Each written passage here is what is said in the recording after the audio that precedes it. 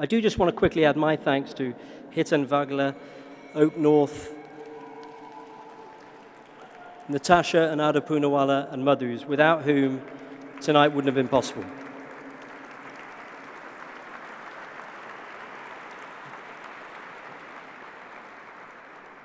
I would also like to thank Your Royal Highness for those kind words.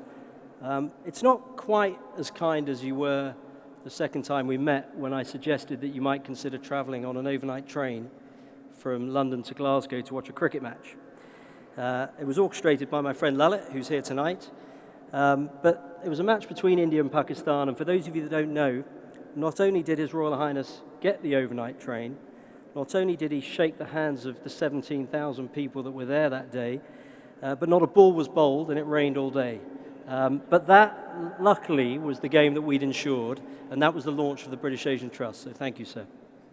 I'd also like to thank Her Royal Highness for joining tonight. These evenings, I always remember your late brother, actually, Mark Shand, who was an old friend of mine, who used to come to these evenings and had a real special sense of fun, as he did to most occasions. And I have to say, having you over the last 7 or 8 years join us is really quite special as well. The truth about doing this role is it's actually been an honor and a huge learning for me.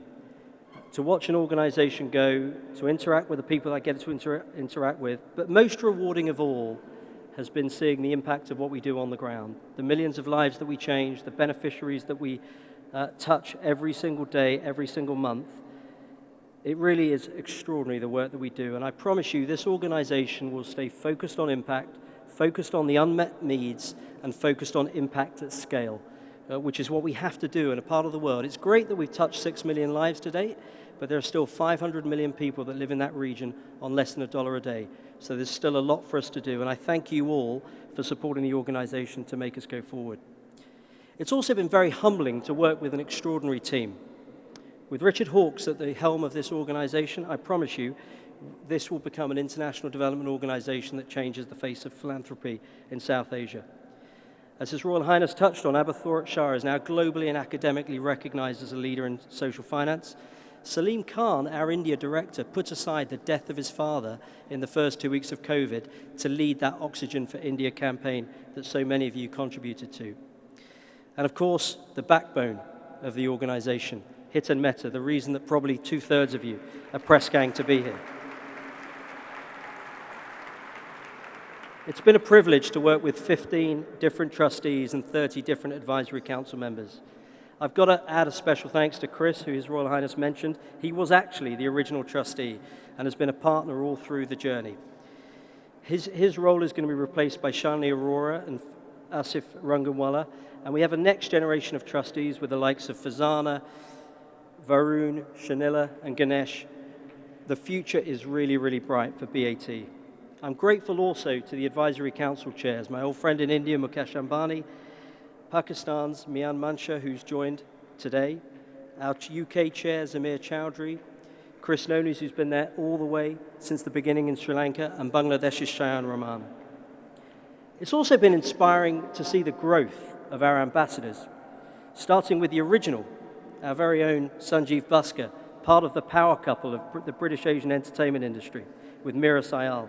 But Nitin Ganatra, Nina Wadia, Mishal Hussain, every morning, we're touched by everyone from the British Asian entertainment community every day now.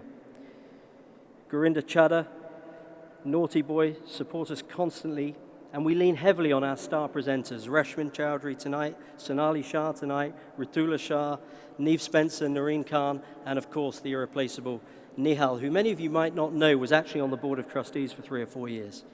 We have sports stars who support us, Ikram Butt, Moeen Ali, Rahul Dravid, and Kumar Sangakkara, and those two have now made it to the Rajasthan Royals.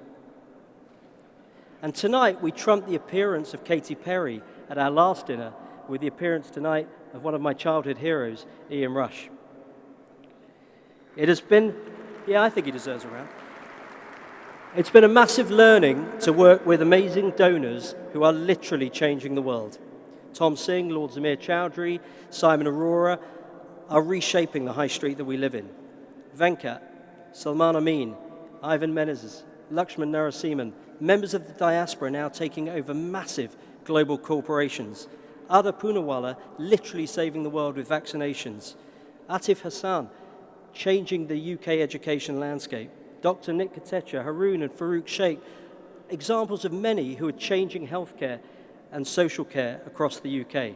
And British Asians, many of whom are here tonight, are leading across the board in finance, private equity, and across all areas of professional services. It's also been encouraging to see the community's influence grow across the public sector and, of course, government. The Chancellor and the Home Secretary, long-standing friends of the Trust, are both here tonight, and the Mayor of London and the Health Secretary would have also been here had it not been for last-minute clashes. The British Asian community is on a high. There are so many success stories, but with that success comes responsibility. The responsibility to give back. Our parents, many of whom made the journey to give us the opportunities without money, without English, they would be proud of the collective that we've built. They'd be proud that we're giving back to the region. But they'd only be truly proud if we also start to make a contribution here, which the BAT is now doing. I'd like to quickly thank my wife of the last 26 years, who's been extremely tolerant of the many family time sacrifices that have taken place. I've got to thank my kids now that Asha performed tonight, but thank you, Harry, Asha, and Ravi as well. I also want to thank my business partner of the last 23 years, Charles Mindenhall, who has supported BAT both directly and indirectly alongside his own extensive philanthropic activity. So look, it's been a journey. There have been many changes at BAT over the last 15 years, but it's worth just dwelling on the one thing that's been constant. And that is the presence and commitment of our founder. And I kid you not, I have seen it close up for 14 years, how hard His Royal Highness works at everything he does. More recently, we've had the benefit of being joined at these occasions and through the Trust with Her Royal Highness, the Duchess of Cornwall. And I'm so pleased to say that Elephant Family, which you played such an important role in creating, Your Royal Highness, is now part of BAT. But bluntly, it's fine to call me the essential force, but that's just not right. We would not be here without the efforts and the perseverance of His Royal Highness, the person whose organisation the vision was, the person whose passion for the region is literally unparalleled, and the person who we forget has been ahead of his time on so many massive issues. His commitment to the environment started multiple decades ago. His commitment to reskilling young people started 3 decades ago. His commitment and promotion of social finance started 2 decades ago. And his ambition to tie the UK together with parts of the Commonwealth, like South Asia, has been a lifetime's work. Sir, I genuinely thank you for the opportunity to serve and to learn. But I have no doubt that under your leadership and under Lord Guardia's leadership, we will continue to scale and have even bigger impact. So without further ado, could you please put your hands together, ladies and gentlemen, for our royal founding patron, His Royal Highness, the Prince of Wales.